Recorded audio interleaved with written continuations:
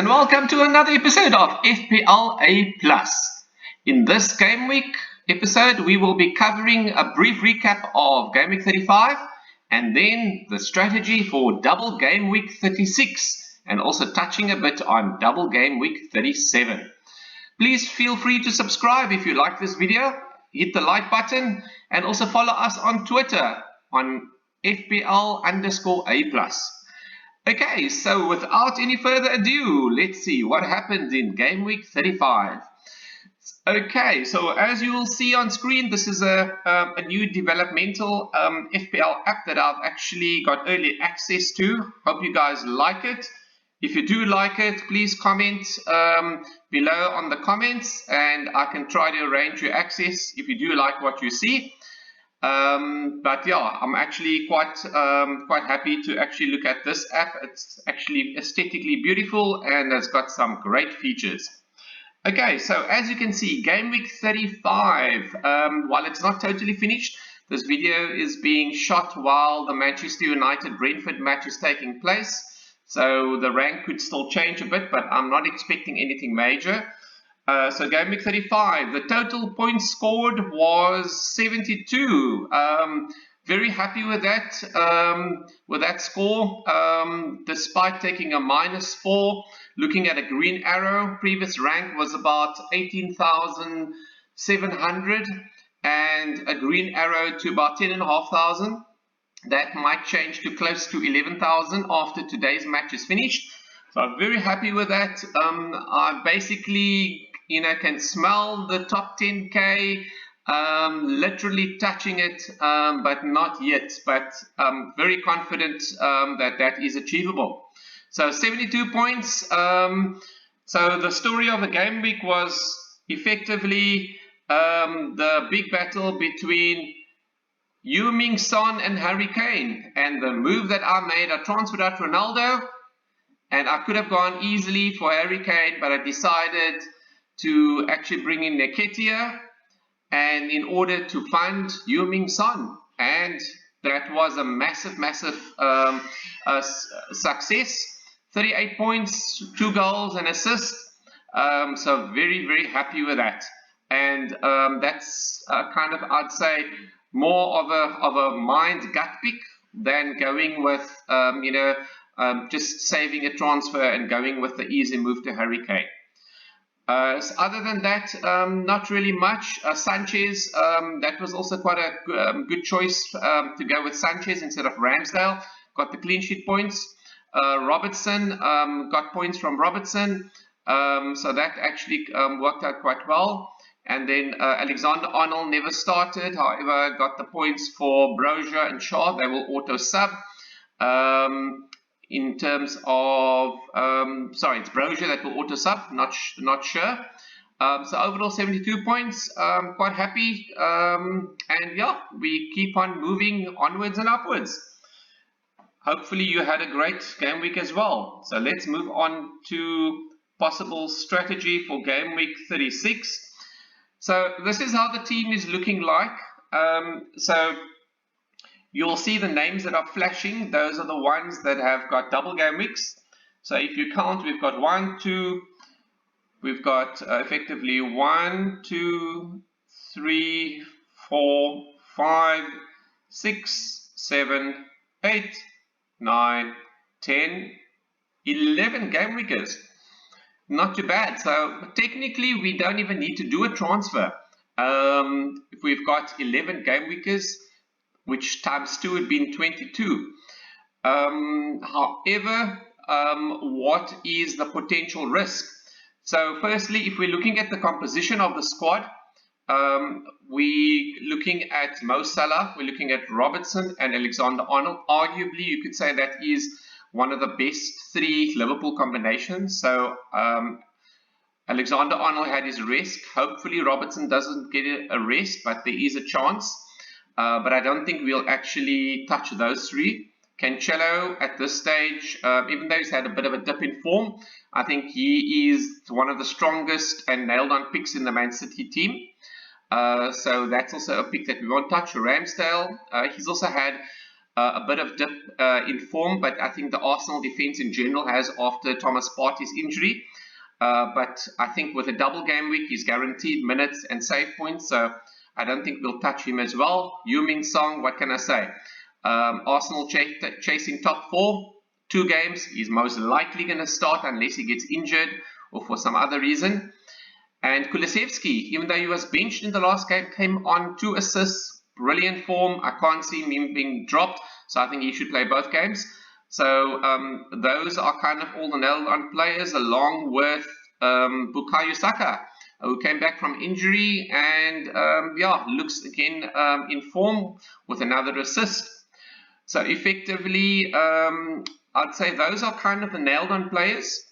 Nketiah, he most likely has got both matches that he could start, or I would say that he would start one match and the other match he'd probably get some minutes. And he's looked a real live wire, and with Lacazette kind of not looking in favour at Arsenal and never even came on in the last match, there is a good chance that Nketiah could even start both matches. And Arsenal chasing top 4, so that is quite a solid pick. So then leaves us with Maddison. So the story of Maddison is that we need to watch the European matches this week. On Thursdays, when Leicester are playing the second leg against Roma, if Leicester lose, then they've got no other commitments in terms of winning trophies. Then I would say Leicester are almost definitely going to play their strongest team for both matches against Everton and Norwich, most likely. And there's a good chance that Maddison could play both. If Leicester go on and win their match and they proceed to the next round in Europe, then there is a chance Maddison could be rested in one of those 2 matches. So in that case, Maddison could be a target to use the free transfer and have a replacement. So then the other person that we could look at replacing is potentially James. He could potentially also start one match. We'll need to keep an eye on Chelsea midweek and what actually happens if they do end up resting James or playing him. If he's rested, then I think there's a good chance that he could be playing potentially both, or he has got a chance. Okay, because they are relatively easy fixtures on paper, Wolves and Leeds. The other potential player that we could if we want to keep James and Maddison, especially Maddison, because Maddison's got another double game week coming up in gameweek 37, is potentially Shaw, because he's got some tough fixtures. So he could be somebody that we could potentially bring in for a double game week player, such as a Man City player or Aston Villa defender. So we could look at Laporte, or we could look at Zinchenko potentially.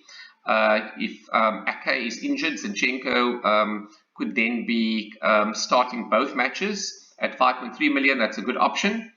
Broja is a bit too, too cheap as a player. 5.4 million, I think his price is currently. So you're not really going to get much players at that price bracket as a double gaming player, because we're trying to bring in double gaming players. And then Weghorst is the other option if we are potentially looking to bring in Richarlison.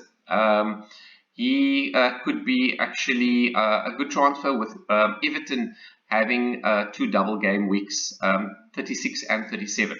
So just keep that in mind, how we want to shape up. So we're either looking potentially for a mid, we're looking either otherwise a forward, or potentially we're looking for a defender, or possibly 2 transfers. So it's either we could be going for -4 or using 1 transfer.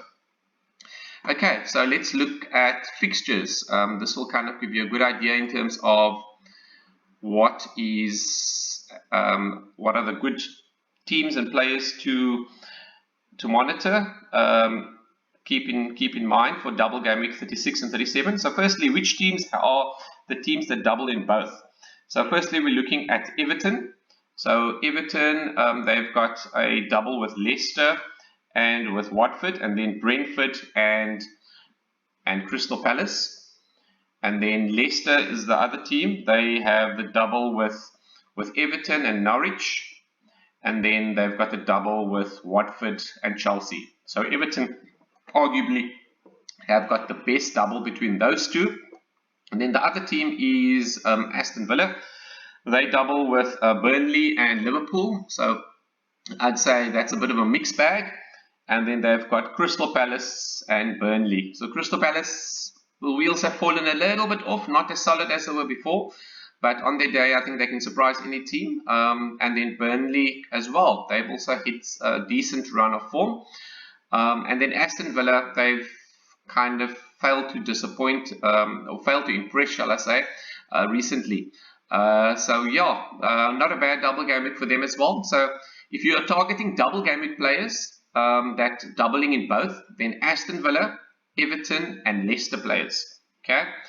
The other premium teams, if we're just targeting double game week 36, I would suggest, well, Chelsea could be a bit tricky because they are playing midweek, and then the matches in between are actually very close by. The other option that you are looking at, Liverpool, they are doubling with Tottenham and Aston Villa, and then they've got Southampton in the next game week. So even though that's a single game week, that could be quite a good matchup. And then Man City, we're playing Newcastle and Wolves, with the only caveat being that Pep Roulette, you don't know who will actually be playing, who will be resting.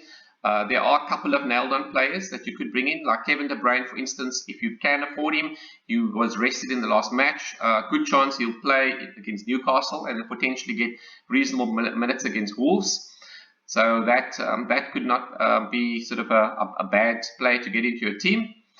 Norwich are officially relegated, so not sure that Pookie is still a good option. I'm not sure in terms of motivation, but yeah, sometimes weirder things have happened where there's nothing to play for, and then suddenly you have players, really impressing.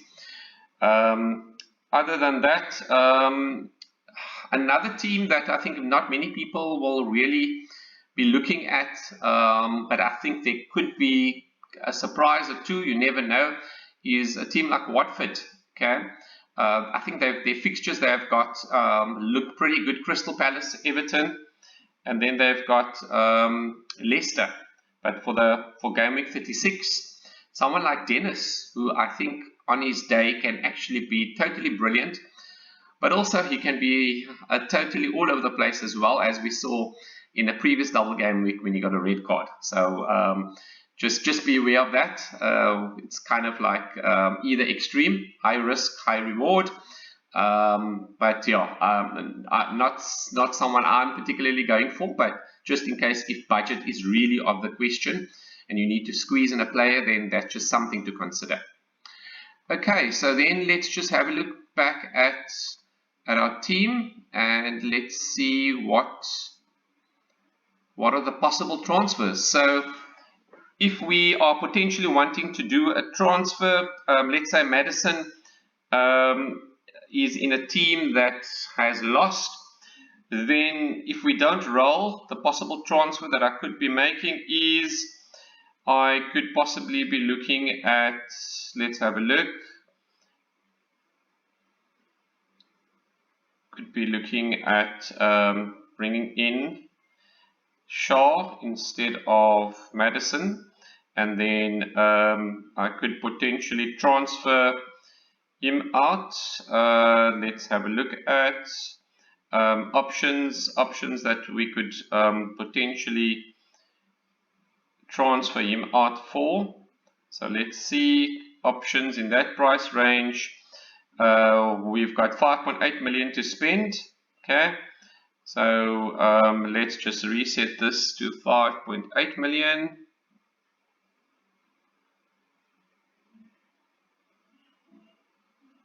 Okay, let's make that actually much smaller. Okay, 5.8, 5.9. Okay, that should be fine.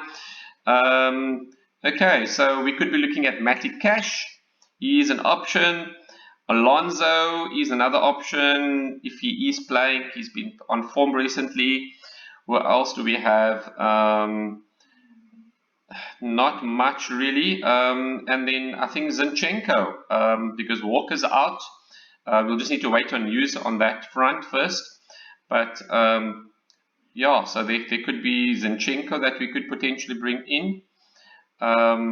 So yeah, so that's potential option, but it depends if Ake is injured, because otherwise Ake and Zinchenko could potentially be sharing minutes. Okay, so that's potentially the option that we could be doing. The other option is we could take out Weghorst, okay, and in his place, who we could potentially be bringing in is Mr. Richarlison, who, with Everton fighting for survival in the relegation battle, Brazilian on form, lots of shots on target. He is somebody definitely that we could consider. Aston Villa, I wouldn't really go for Ings at this stage. Possibly Watkins could be an option. He's also got a double-double, so that's with Richarlison as well. So that's the motivation for going for those players. And then, yeah, that's if we are targeting double players. Then the other option, if are actually looking at being quite bold, could go for a combination of Man City players. So I could, in place of Weghorst, I could get in somebody like Jesus. And then in place of Maddison, I could get in somebody like Gordon. And then in place of Shaw, bring somebody like Zinchenko. So that would be a triple up on Man City and a double for Gordon. Okay. However, the Man City players, not sure whether they will play both, and then also they don't have a double in the next match, and not sure whether they will play. So that's a little bit of the dilemma in bringing in Man City players, but something to consider. And yeah, so these are just early thoughts at this stage, a lot dependent on how the rest of the week's matches goes and Europe.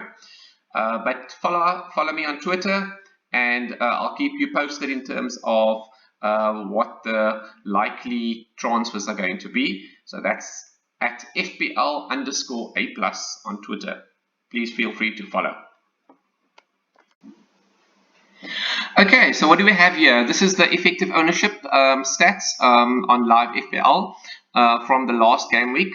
So this can give you a reasonable idea of key players that can have a major impact on your rank if you don't owe them and they perform well.